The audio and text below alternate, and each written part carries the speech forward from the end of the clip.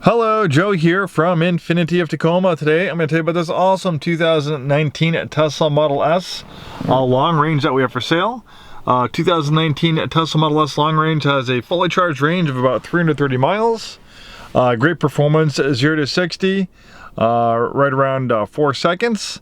Top speed 155 miles per hour. Even though it's a big, large luxury sedan, you have excellent performance and acceleration.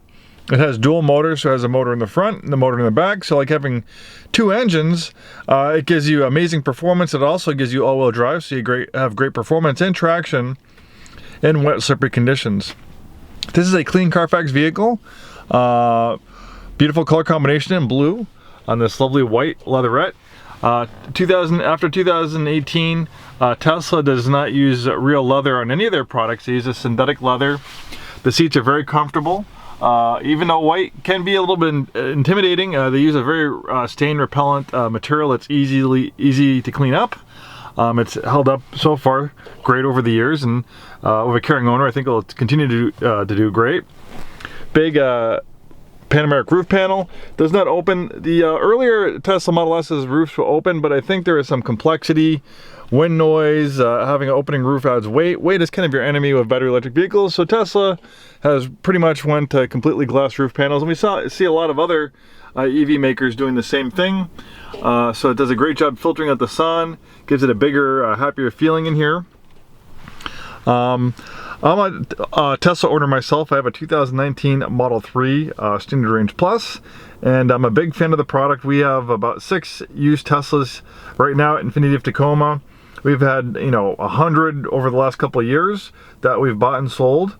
I'm very familiar with them. I think they're the best battery electric vehicles out there. Reason being is Tesla really had a head start. They started building battery electric vehicles around 2008, 2010. So they had a big head start versus a lot of other people. Finally, in the 2020s, people are kind of waking up, oh yeah, we need to make battery electric vehicles. Well, Tesla has had all that time to focus on research and development, thermal management for the battery packs, making the vehicles more efficient, building an amazing supercharging network. So Tesla has a lot of advantages in my opinion. And also the user interface. The user interface I think is second to none. I've used a lot of other user interfaces, but the depth of this, the functionality, and just the constant over-the-air updates, it's constantly improving, adding features, not just for the infotainment system, but for the whole vehicle. The vehicle is constantly getting better and constantly improving with these over-air updates, and I don't know anyone who can do it at the pace of Tesla. They've really have blown me away. I'm a career car person. I'm 42. I've been in the car business since I was 15. I've been, almost the last 20 years working the luxury end of things. So I drive a lot of nice premium luxury automobiles, and to me, it's just Tesla in so many ways has an advantage over a lot of other people.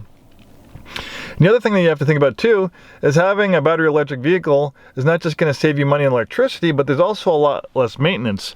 You would maybe compare, this Model S to owning maybe like a, Mercedes S-Class or E-Class or a BMW 5 Series or 7 Series or an Audi A8 or A6.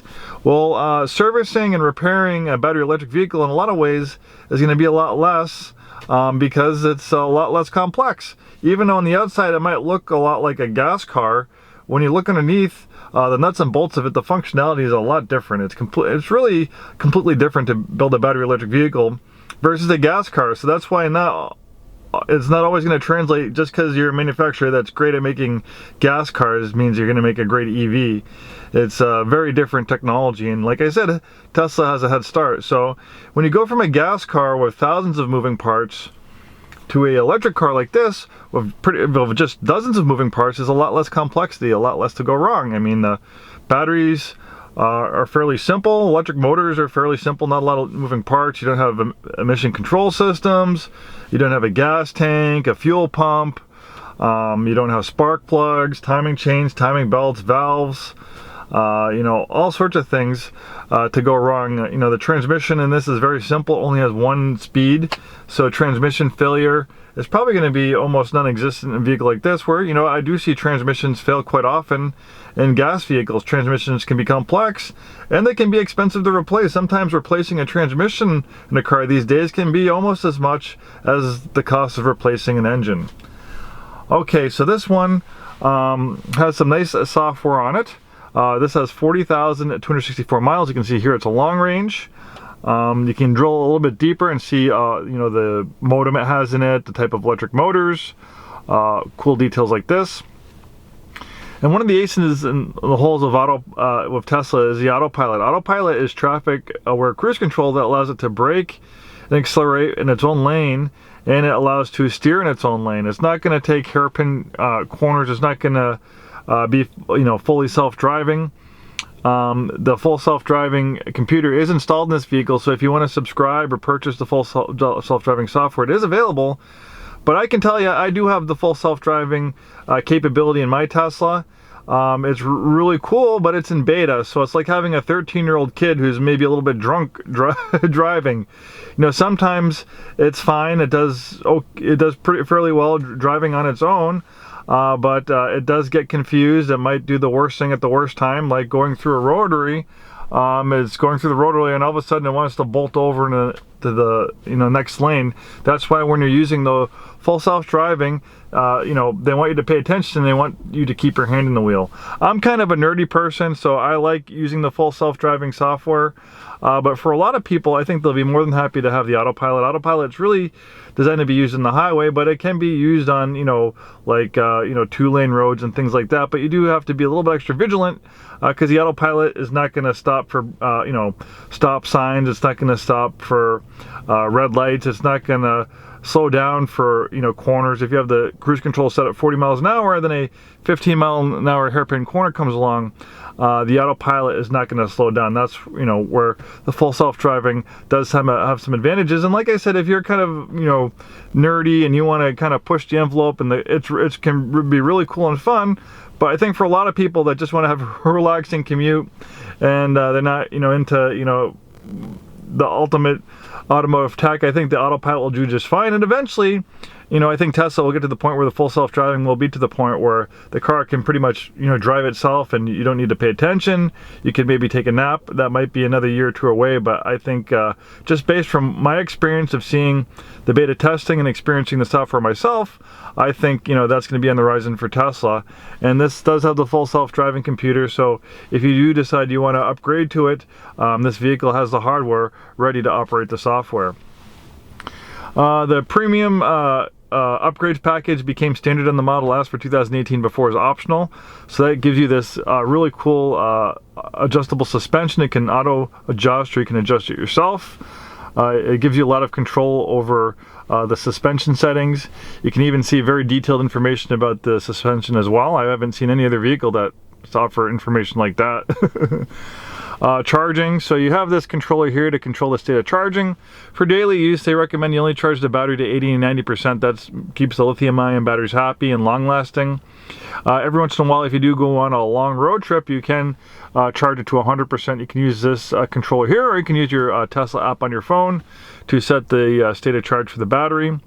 And you know, for home charging, depending how you drive, for instance, I drive only about 30 miles a day.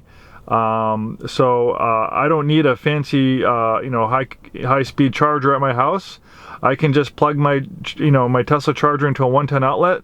That allows me to charge about 5 miles an hour. So I get home at 7.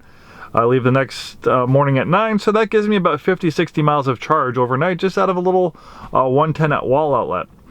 And of course, you can upgrade the outlet and get an adapter, and you can you can get a 220 outlet. And then you can charge about 20 or 30 miles per hour if you do drive a lot longer.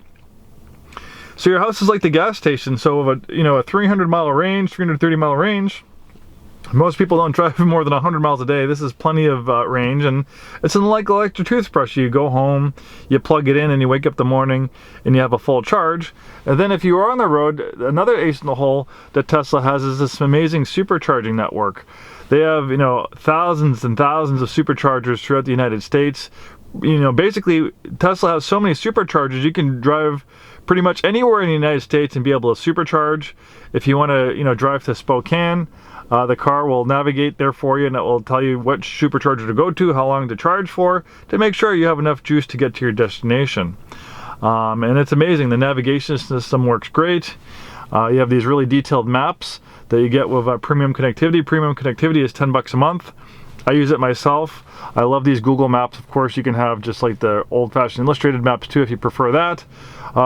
Premium connectivity also allows you to stream music. My wife loves the car karaoke. Obviously, they don't want to do the karaoke while you're driving, but for the passengers, it will play karaoke music with the lyrics so you can sing along. My kids, you can't do this while you're driving, of course, too, but like if I need to run into the store, I can put on the Octonauts on Netflix for my kids to keep them occupied. Of course, my wife's in the car, two of them. But sometimes you want to run into the store and, you know, I don't want to drag my 2- and 5-year-old along with me, so to entertain them with the Octonauts while I run in the store real quick makes my life a lot simpler. Man, so much to talk about this vehicle. And the Model S is a little bit more luxurious. You know, I love my 3, but the 3 interior and the Y interior, the Y is a crossover version of the Model 3, is very sparse. You just pretty much have this center screen here. Where the Model S is a lot more luxurious. You have a separate screen here to show your speed and autopilot information. You have this big screen as well as here. You have a leather and stitched dashboard, wood trim. You have adjusting vents where you can self-adjust. With the Model 3 and Y, you have to adjust through the infotainment system. You have like this suede headliner.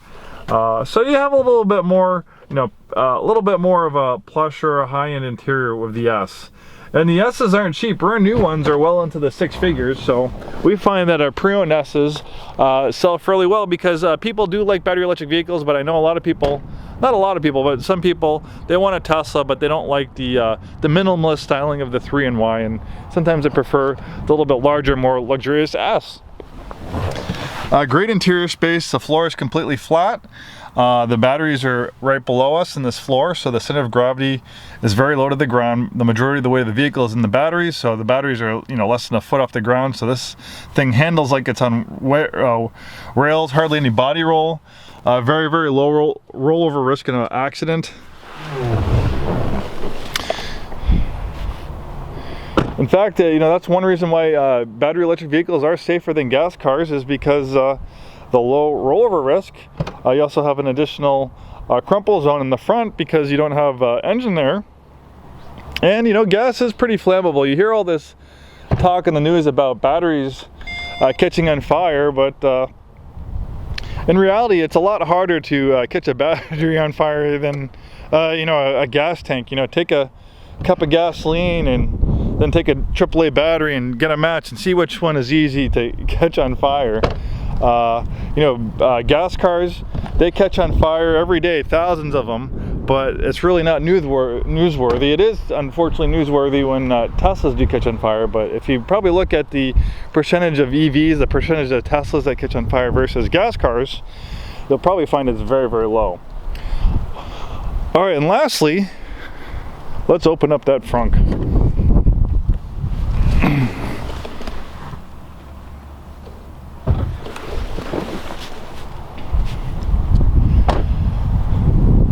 So one nice thing too about a battery electric vehicle, not all of them are like this. I've seen some BEVs where I think they've made a big mistake where they don't have an engine up here, but they just keep all this space here for, you know, servicing the vehicle, access to brake fluid and filters and stuff like that.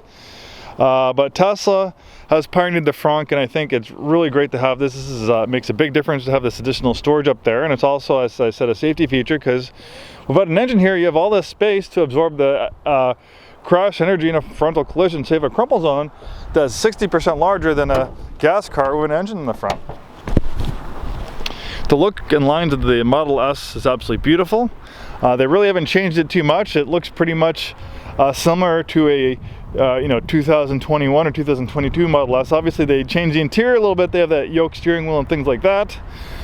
But the styling is very nice. It's absolutely beautiful, and it's also very functional. One of the lowest drag coefficient vehicles on the road. So why not, you know, mess with something that's not broken, right? Absolutely beautiful battery electric vehicle. We have complimentary delivery to Washington and Oregon and Idaho. You can put this in our car hauler. We can tow it to you. So for our mobile delivery service, this beautiful Model S can be all yours without leaving your neighborhood or even your driveway. Thanks so much for taking the time today to watch this video. Hopefully we see you soon, and have a wonderful day.